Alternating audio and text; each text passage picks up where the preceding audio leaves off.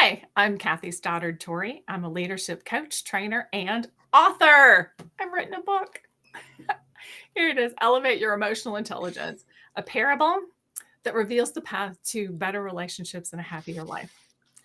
And for me, happiness is my hands in dirt, planting flowers and herbs, sitting on the sofa with my grandchildren, snuggled in, reading a book with them, and almost anything as long as I'm doing it with someone that I like and enjoy. Well, that's a lot of happiness there, Kathy. It is. Do you get to experience the joy of gardening often with the dirt? I do. I have container gardens. Oh, So cool. yes, I play in the dirt quite a bit. As a matter of fact, when we're done, I'm going to get more dirt. Oh, beautiful. I love that. That's awesome. That's Yeah. really awesome. So cool. Well, congrats on the book, by the way. Elevate Your Emotional Intelligence is a fantastic book. Thank you. I like to call it's the approachable guide to emotional intelligence. I like that description. Yeah. So with that, how do you define emotional intelligence? Okay, well, I kind of get clinical on this one because emotional intelligence has 4 parts in its simplest form. Like you can find definitions of emotional intelligence that are very, very complex, but I bring it down to just 4 things. And the first one is self-awareness, knowing yourself, what your values are, what your priorities are, what your triggers are. Then self-management, right? It's important that we have the ability to pause and not just react immediately. And then relationship awareness, being able to read people, like pay attention to their nonverbals, the relationships that are going on around you. And then finally, relationship management. And that's just skills and tools. It's not, sometimes I think it's confused with relationship manipulation. Not the same thing.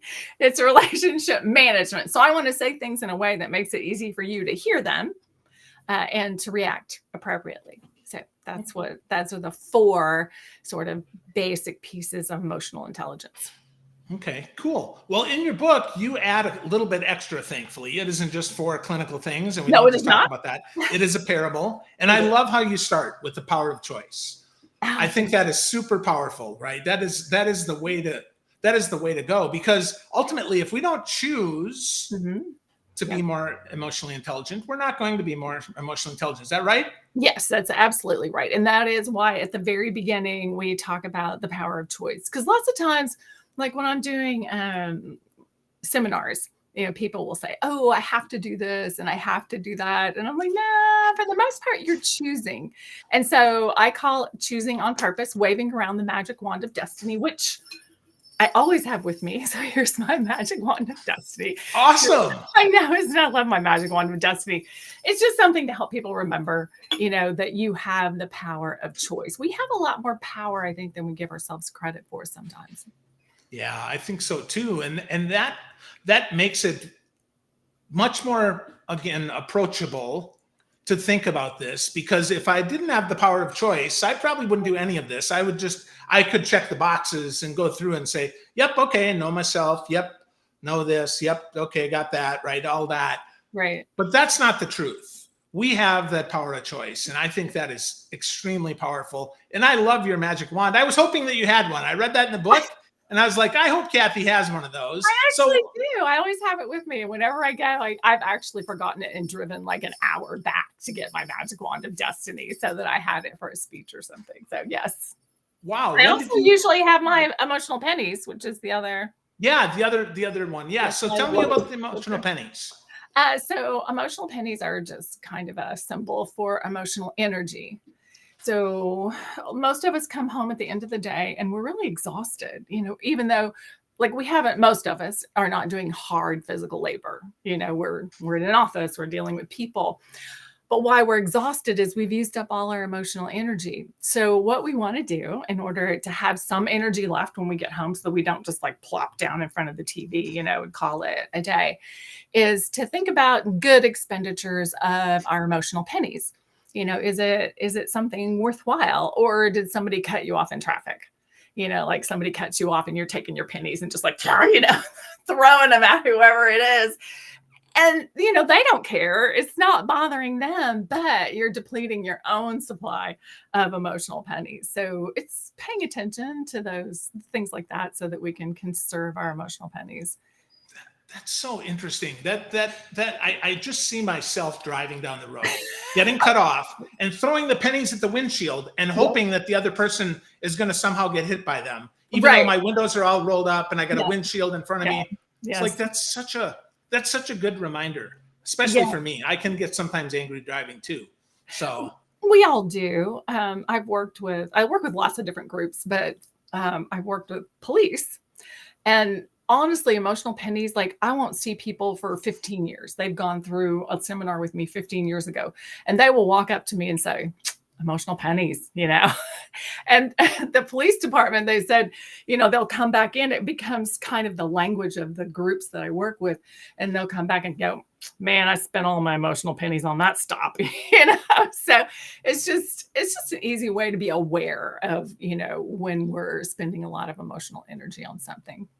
Beautiful, beautiful. Well, that next step then is about knowing ourselves. And I think a lot of times we don't know ourselves. We think we do, but we maybe don't. So how do we get through that to really know who we are before we can continue on the path? It's important that we know what our values are first. All right. So it's kind of like, who do you want to be? Do you want to be known for being kind or ambitious or loyal? Like whatever it is, it's good to really know what your value is, like what's important to you. And then you layer that, and your values pretty much you have your whole life. I mean, they may change some, but they're pretty stable. The other thing is priorities, and those change over time to know what's important to you. It's really hard for us to focus on more than like 3 things at a time to be real priorities. And those will shift. Like there was a point when my children were small, when family was like number 1, that was where all my energy went. But then they got older and they went to college, and so family moved down the list. And it wasn't that I don't love them and I don't care about them, but they weren't taking up as much time and energy as they did, when they were smaller. So in order for me to know myself and make good decisions, I think of those 2 things as our decision ruler. So when I'm about to make a decision, it's important for me to go, is that in line with my values? And is it going to help me with my priorities? All right. So the whole decision-making process and moving forward, that self-awareness. The other piece I like on self-awareness is our triggers. Yeah. The things that set us off. Because a lot of times we're like, oh, them, it's all of them. And in the book, Maria gives an example that is actually one of my real life examples, that the word ladies is one of my triggers. And I absolutely makes me nuts. And, when you have a trigger, it's generally related to things that have happened to you, like when I was, I was young a long time ago, and we had to wear like dresses unless it was 32 or below, and the story I tell all the time is I wanted to be the fire marshal. You were the last one out of the room and you turn off the lights and make sure the windows are closed. And they wouldn't let me because I was a girl. So for me, ladies means when someone said, sit down and be a young lady, that meant sit down and stop talking. Like, don't tell me what you think. Don't tell me what you do. So, but what's important about this is triggers. I'm not expecting the rest of the world to stop using the word lady. I need to recognize that whole problem is here. Like I'm the one that needs to do the adjusting on that, because people don't say ladies to make me angry unless they already know this story, and then they do. Somebody always will hear me tell the story and then go, hey, lady, and I was like, I am not taking that trigger bait. I am not taking it. Well, I think that comes with knowing it though, right? You know that word triggers you. So therefore you can own it. You now have a choice. It gets back to that. Can I be triggered, or do I just let it pass by? Right. Exactly. And that's part of that self-awareness, is knowing, what's important to you, why it's important to you. And because a lot of times triggers are, have something to do with your values. So somewhere along the line. And it can also be experiences and beliefs. That's the other big thing that we really need to know about ourselves, because I talk about in the book our frame of reference. So each of us has like our frame of reference, and we look out at the world through that frame of reference. And it is our values, our priorities, our experiences, and our beliefs. So like for me, if there's any kind of like gender inequality going on and I look through my frame of reference, it's like got neon arrows pointing at it. I mean, it's like, oh yeah. Whereas other people, they look out through their frame of reference, which is completely different. And they don't see it at all. It doesn't even like hit them as something that's off. So it's important for self-awareness for us to know that our reality is very colored by our frame of reference. And we also, whatever's coming at us, also goes through our frame of reference. So a comment, one person hears and it's like, that's no big deal, and then someone else hears it, and it's like, oh, wow, no, I hate to be shushed, like if I'm getting, like this and someone goes, shush, shush, I'm like, like stop that. And so that's one of the things that hits my frame of reference. And it's important to know that. It is important to know what is really coloring your view of the world. Yeah, but it takes time, it takes effort, Yes. it takes attention, it takes Yes. intention to Yes. do that. So, Yes. because that's so hard, I think a lot of people don't do it. I think a lot of people, or they say, "Well, this is who I am. Tough luck," right? Right. It is difficult. It's like in the book, all these exercises are laid out at the end of each chapter. There's the story part, and then there's an explanation of the concepts, and then there's like, here's things you can do. And they're simple, there's nothing like super complex. And it requires some self-reflection and some intentional choice, which can be hard. I mean, it really is difficult to look at ourselves and question, who we are, what's important to us, and what we want to accomplish. And I think most importantly is who we want to be in the world. Yeah, simple but not easy. That's Right. for sure. Yes. Simple but not easy. So, well, let's keep going here. Let's talk about reading the room and having that kind of emotional.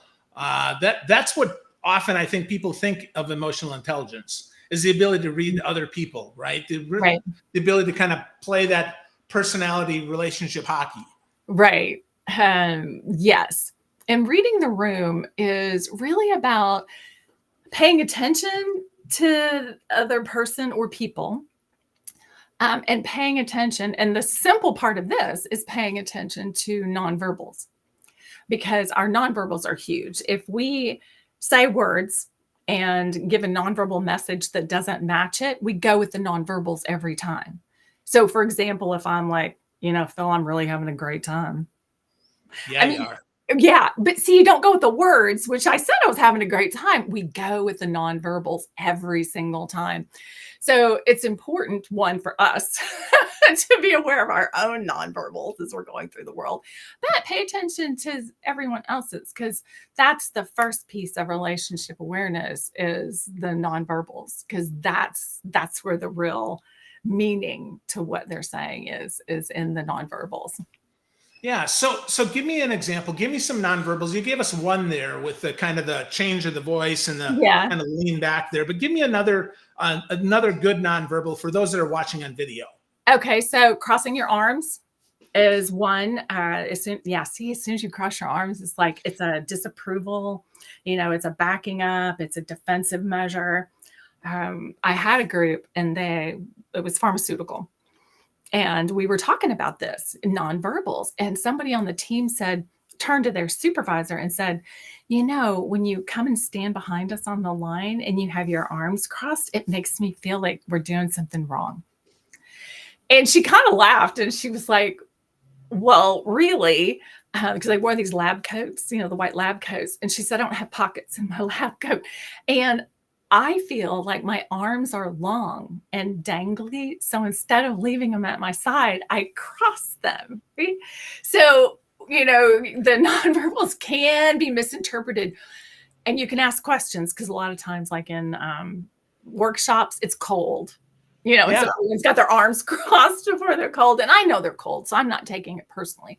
But in general, like if you say something to someone and they do cross the arms, it's like they're not agreeing, with what you have to say. And it's time to start asking some curious questions like, well, it seems like maybe, that doesn't hit you well, or, you don't agree or whatever. So it's time to get curious about the nonverbals. You don't have to decide that that's exactly it. Oh, they're angry if they cross their arms, or, if they roll their eyes, they're being sarcastic, or they think I'm stupid. But it is a good tip to lead you in a direction to start asking questions, to be aware of what the other person is thinking and feeling. Every message has a feeling part and a fact part. And the fact part is what they tell you, but there's always a feeling behind it. And those nonverbals are your clue to what the feeling part is. Yeah, I like that a lot. And I love that you said ask instead of assume, right? Yeah. We ask questions and get curious and say, so Kathy, I notice this, that, or the other thing, as opposed to, well, Kathy, why are you so angry with me? That's right. Exactly. No, don't do that. Right. That's a bad thing. Yes, it is. It is not the most emotionally intelligent response. Yeah. Well, you brought you brought an kind of an old idea back to life for me. And the fact that you talked about Johari windows, I want to talk about that a little bit, because I learned about that 25 years ago, and I had thought about that for a long time. So talk to me about Johari window and what that is. Okay, let's see if I can remember all four. You can help me. Yep. Okay, open is so there's the Johari window, for anyone that's not familiar with it. If you just picture a square broken up into four panes of glass. And one is open. And if a fact is in the open part, it's about facts about me. And if I know it and you know it, then it's in open. So some of the things about me is, I'm a grandmother, right? I do leadership. I wrote a book. Like all of those things are in the open. Closed is I know it, but you don't, right? And we should all have closed. You shouldn't share everything. You should have stuff in your closed area. But the example I usually use is if I told you I wear a size 8.5 shoe, right? Then I've moved that from closed to open, right? It's something that you know. Let's see, hidden is stuff that neither one of us knows about me. So maybe I'm actually a brilliant computer programmer. I haven't figured that out, and you haven't figured that out, right? And then the reason it's in the book, and the one that's important for us all, is that we have a blind spot. So that is things you know about me that I don't know about me. Right? And those can be good things. Like you might know that I'm inspirational, or, fun, or smart, or I have an ability that I haven't realized that I have. All right. So they can be good things. They can also be maybe when I'm talking, I play with my hair, and it drives you crazy, or I never keep a pen in my hand because I click it all the time and I don't realize it, and you do. Maybe I have an abrasive tone of voice that I am unaware of, or I come across a certain way and you are. So for me, it's always watching those nonverbals and the other things to see if what you're getting is what you expect. So if I said, I really like that, or, great job, and they look at me and kind of roll their eyes at me, I'm like, that's not the reaction I was expecting for great job. So then it's time to get curious and find out, and people say things all the time to give you clues about how you're taken. Like people, and I'm going to tell stories on myself now. People often say to me, why don't you tell us what you really think, Kathy? Just like that. So I know that they think I always tell them what's on my mind, right? So that's an important thing for me to be aware of. It may be true. I may not think it's true, but they do. And so how we're perceived is important. So it's an important thing to pay attention to. Well, and that's the whole arm cross thing, right? It could just mean that I'm cold, and I do that all the time. But if nobody ever calls me on it, nobody's ever going to know what the real reason is behind that. Right. That it could be because I think I have long dangly arms. Yeah, I think that's a good example. That's pretty funny. I know. That's pretty funny. Yeah. So, all right. Well, let's take us home here. The last piece of the book that really blew me away was the whole idea about creating a peaceful foundation. I think you could have led with that. That would be, because ultimately, I think that's the goal. Yes. The goal is to have a foundation from which to bounce from, and a peaceful one would probably be ideal over a tumultuous one. Yes, definitely. And you're right. It could go at the front. But what I find is if you don't have the self-awareness, if you haven't done your values and priorities and talked about your Johari window and all of those things, then this doesn't land as well. Like once you have done the other pieces, then this is kind of the next step.